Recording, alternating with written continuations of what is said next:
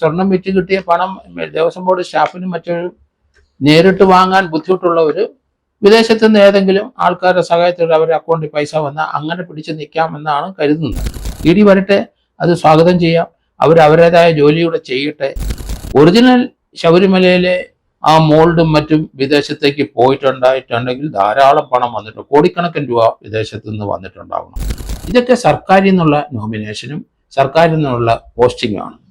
അതുകൊണ്ട് ഇത് തീർച്ചയായിട്ടും സർക്കാരിനെ ബാധിക്കില്ലേ? കാരണം നേരായ വഴിക്ക് സർക്കാർ പോയില്ല എന്നല്ലേ തോന്നുന്നു.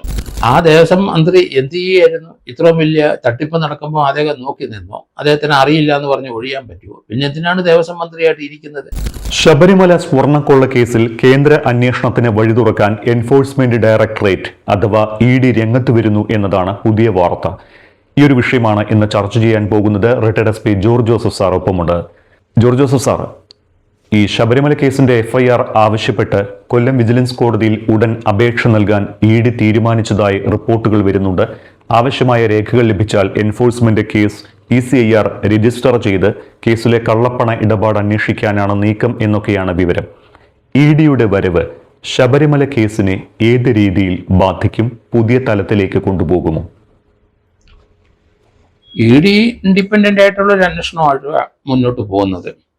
ശബരിമല കേസിനകത്ത് അത് ഫോർജറി, അതുപോലെ തന്നെ അവിടത്ത് സ്വർണം കടത്തല്, ഗൂഢാലോചന, സ്വർണം തട്ടിയെടുക്കാനുള്ള ശ്രമം, ഇങ്ങനെയുള്ള കാര്യങ്ങളാണ് അതിൻ്റെ അകത്ത് വരുന്നത്.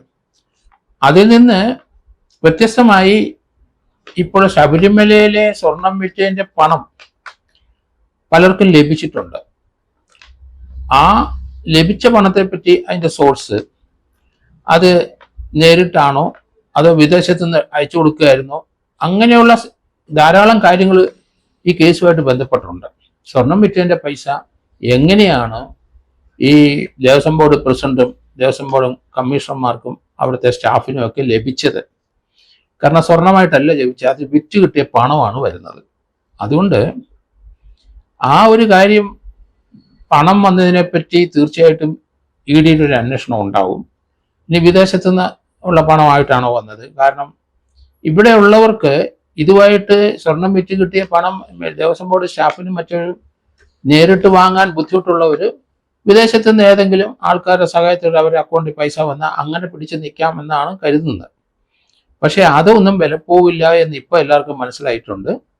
എന്തായാലും EDയുടെ വരവോടുകൂടി ഇതിനകത്ത് വിദേശ പണമോ അല്ലെങ്കിൽ മണി ട്രാൻസാക്ഷൻ, കള്ളപ്പണം, മണി ലെൻഡിങ് ആക്ടിൻ്റെ പരിധി വരുന്ന പല സംഭവങ്ങളും ഉണ്ടായിട്ടുണ്ട് എന്ന് ബോധ്യപ്പെട്ടിരിക്കുന്നു. അതുകൊണ്ട് ED വരട്ടെ, അത് സ്വാഗതം ചെയ്യാം. അവരവരുടേതായ ജോലിയൂടെ ചെയ്യട്ടെ. ഇതിനകത്ത് മണി ട്രാൻസാക്ഷൻ അൺഓതറൈസ്ഡ് ആയിട്ടുള്ളത് ED നോക്കണം. അത് തന്നെയല്ല, വിജിലൻസിലോട്ട് ഇപ്പം ഈ കേസിൻ്റെ ഒരു വിഭാഗം വിജിലൻസ് കോടതിയിലോട്ട് പോകാനായിട്ട് തുടങ്ങുകയാണ്. കാരണം ഇതിനകത്ത് കറപ്ഷനുണ്ട്. അത് സർക്കാർ ഉദ്യോഗസ്ഥന്മാരാണ് അവിടെ ജോലിയിലുള്ളത്. അതുകൊണ്ട് അവരെയൊക്കെ ബാധിക്കുന്ന ഈ മണി ട്രാൻസാക്ഷൻ അത് വിജിലൻസിലേക്കാണ് പോകേണ്ടത്. രാജ്യാന്തര പുരാവസ്തു കള്ളക്കടത്ത് സംഘങ്ങളുടെ സാന്നിധ്യമടക്കം പരിശോധിക്കണമെന്ന് ഹൈക്കോടതി നിർദ്ദേശിച്ച കേസാണ്. അങ്ങനെയൊരു കേസിൽ ED വന്നാൽ ഈ കേസിന്റെ ദിശ തന്നെ മാറുമോ? തീർച്ചയായിട്ടും. കാരണം ഇതിനകത്ത് നമ്മൾ സംശയിക്കുന്ന ഒരു കാര്യമുണ്ട്. ധാരവാലക ശില്പത്തിൽ പൊതിഞ്ഞ ആ സ്വർണത്തിൻ്റെ അതും കട്ടളയിൽ പൊതിഞ്ഞ ഇതും, അതുപോലെ തന്നെ ശബരിമലയിലെ അവിടുത്തെ ദേവന്റെ ആ അമ്പലത്തിലെ പല ഭാഗത്തു നിന്നുള്ള ഒറിജിനൽ സ്വർണങ്ങൾ ചെമ്പിൽ പൂശി കടത്തിക്കൊണ്ട് പോയി. അത് രാജ്യാന്തര തലത്തിൽ വൻ വിലയാണ്. നമ്മൾ ഉദ്ദേശിക്കുന്ന കൂടുതൽ ഭക്തർ 500 കോടിയോ 100 കോടിയോ 200 കോടിയോ ഒക്കെ കൊടുത്തിട്ട് ശബരിമലയിലെ ദേവനെ പൊതിഞ്ഞ ഒറിജിനൽ ആ ചെമ്പും അതോടുകൂടിയ അതിൽ പൊതിഞ്ഞിരിക്കുന്ന ആ മൗൾഡും എല്ലാത്തിനും നമ്മൾ വിചാരിക്കുന്നതിന് അപ്പുറം വിലയുള്ള സാധനമാണ്. അത് ഇന്റർനാഷണൽ മാർക്കറ്റിൽ വലിയ വിലയുണ്ട്. അതുകൊണ്ട് ആ രീതിയിലുള്ള ഒരു സംഭവം ഇവിടെ ഉണ്ടായെന്നാണ് നമ്മൾ കരുതപ്പെടുന്നത്. അങ്ങനെയാണെങ്കിൽ EDയെ വന്നല്ലേ പറ്റുള്ളൂ. അതുകൊണ്ട് EDയുടെ വരവിനെ സ്വാഗതം ചെയ്യുന്നു. അത് അവർ വരാനുള്ള കാരണം SIT ഹൈക്കോടതി കൊടുത്ത റിപ്പോർട്ടിനകത്ത് ഇതുമായിട്ട് ബന്ധപ്പെടുന്ന മണി ട്രാൻസാക്ഷന്റെ വിവരങ്ങൾ ഉണ്ടാവും എന്നാണ് ഞാൻ കരുതുന്നത്. ഈ ശബരിമല സ്വർണ്ണക്കൊള്ളയിൽ ED വരുമ്പോൾ പ്രധാനമായും എന്തായിരിക്കും അവരുടെ അന്വേഷണം? EDയുടെ അന്വേഷണ പരിധിയിൽ വരാൻ പോകുന്നത് ഇതിൻ്റെ മണി ട്രാൻസാക്ഷൻ മാത്രമാണ്. ശബരിമല സ്വർണം കടത്തിയത് അല്ലെങ്കിൽ അങ്ങനെയുള്ള 120 ഗൂഢാലോചന, തട്ടിക്കൊണ്ട് പോക്കല്, സ്വർണം, അങ്ങനെയുള്ള സ്വർണം മറ്റു രീതിയിൽ മാറ്റിയെടുപ്പ്, ഇങ്ങനെയുള്ള കാര്യങ്ങളും ഒന്നും EDയുടെ പരിധി വരുന്ന കാര്യങ്ങളല്ല. EDയുടെ പരിധി വരുന്നത് അതിനകത്ത് മണി ട്രാൻസാക്ഷൻ, നിയമവിരുദ്ധമായ മണി ട്രാൻസാക്ഷൻ. ഇതൊന്നും അക്കൗണ്ടില്ലാതെ അവരവരുടെ പള്ള വീർപ്പിക്കാൻ വേണ്ടിയിട്ടാണ് സ്വർണം വിറ്റ് കാശാക്കിയത്. ആ പണം വന്ന വഴിയാണ് ED നോക്കുന്നത്. അത് വിദേശത്തു നിന്ന് വന്നിട്ടുണ്ടോ? കാരണം ഒറിജിനൽ ശബരിമലയിലെ ആ മോൾഡും മറ്റും വിദേശത്തേക്ക് പോയിട്ടുണ്ടായിട്ടുണ്ടെങ്കിൽ ധാരാളം പണം വന്നിട്ടുണ്ട്, കോടിക്കണക്കിന് രൂപ വിദേശത്തു നിന്ന് വന്നിട്ടുണ്ടാവണം. അതുകൊണ്ട് അതിനെന്തെങ്കിലും സൂചന ലഭിച്ചിട്ടുണ്ടാവും EDക്ക്. അതുകൊണ്ടായിരിക്കും ED ഇപ്പം രംഗത്ത് വരുന്നതെന്നാണ് ഞാൻ കരുതുന്നത്. ഈ തദ്ദേശ നിയമസഭാ തെരഞ്ഞെടുപ്പുകൾക്ക് കളമൊരുങ്ങിയിരിക്കെ സംസ്ഥാന സർക്കാരിനെയും ഭരണമുന്നണിയെയും സമ്മർദ്ദത്തിലാക്കുന്ന ശബരിമല കേസിൽ കൂടി ED വരുന്നത് സർക്കാരിനെ പ്രതിരോധത്തിലാക്കില്ലേ? സർക്കാർ എന്തായാലും പ്രതിരോധത്തിലാണ്. അതിൻ്റെ കാരണം സർക്കാർ നിയോഗിച്ചവരാണ് ദേവസ്വം ബോർഡ് പ്രസിഡന്റിനും ദേവസ്വം ബോർഡിലെ അംഗങ്ങളും. അപ്പോൾ അവരെല്ലാം സർക്കാരിൻ്റെ നോമിനിയാണ്, അല്ലാതെ പൊതുജനങ്ങളുടെ അല്ല, അതുപോലെ തന്നെ ഒരു കമ്മ്യൂണിറ്റിയുടെ അല്ല, അത് ചില ഓർഗനൈസേഷൻ്റെ അല്ല. ഇതൊക്കെ സർക്കാരിൽ നിന്നുള്ള നോമിനേഷനും സർക്കാരിൽ നിന്നുള്ള പോസ്റ്റിങ്ങുമാണ്. അതുകൊണ്ട് ഇത് തീർച്ചയായിട്ടും സർക്കാരിനെ ബാധിക്കില്ലേ? കാരണം നേരായ വഴിക്ക് സർക്കാർ പോയില്ല എന്നല്ലേ തോന്നുന്നത്. കാരണം നേരായ വഴിക്ക് പോകാൻ വേണ്ടി പോസ്റ്റ് ചെയ്തവർ വഴിവിട്ട് സഞ്ചരിച്ചിരിക്കുന്നു. ആ വഴിവിട്ട് സഞ്ചരിച്ച് ശബരിമലയിലെ ദേവനിൽ പൊതിഞ്ഞ സ്വർണം അടിച്ചു മാറ്റിയിരിക്കുന്നു. അങ്ങനെ വന്നാൽ ഒരു ദേവസ്വം ബോർഡ് മന്ത്രി ഉണ്ടല്ലോ, മന്ത്രി മുതൽ താഴോട്ട് പറയുന്ന ഉത്തരവാദികൾ തന്നെ. അതിന് എന്ത് ന്യായീകരണം പറഞ്ഞാലും അതൊന്നും നിലനിൽക്കത്തില്ല.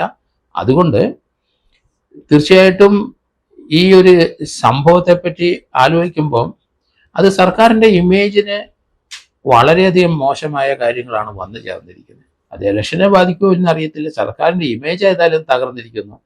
സർക്കാരിൻ്റെ വിശ്വസ്തരായവരാണ് ശബരിമലയെ വന്നിരിക്കുന്നത്.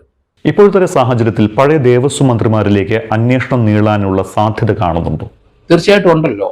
കാരണം ആ ദേവസ്വം മന്ത്രി എന്ത് ചെയ്യായിരുന്നു? ഇത്രയും വലിയ തട്ടിപ്പ് നടക്കുമ്പോൾ അദ്ദേഹം നോക്കി നിന്നോ? അദ്ദേഹത്തിന് അറിയില്ല എന്ന് പറഞ്ഞ് ഒഴിയാൻ പറ്റുമോ? പിന്നെ എന്തിനാണ് ദേവസ്വം മന്ത്രിയായിട്ട് ഇരിക്കുന്നത്?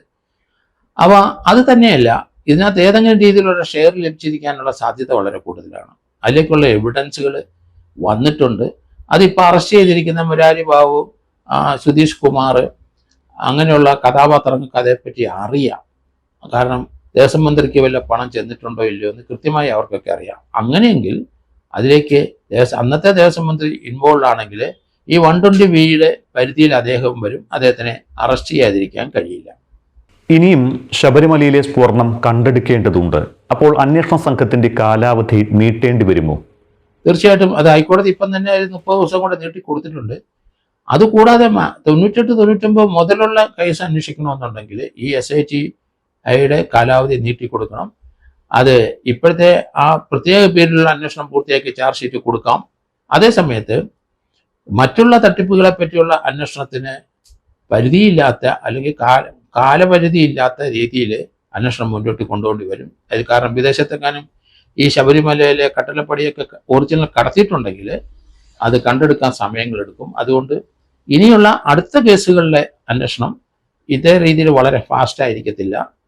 കാരണം അത് വളരെ വിപുലമായ ഏരിയയിൽ അന്വേഷിക്കേണ്ടതുകൊണ്ട് അത് സ്വല്പം സ്ലോ ആയിരിക്കും എന്ന് മാത്രമേ ഉള്ളൂ.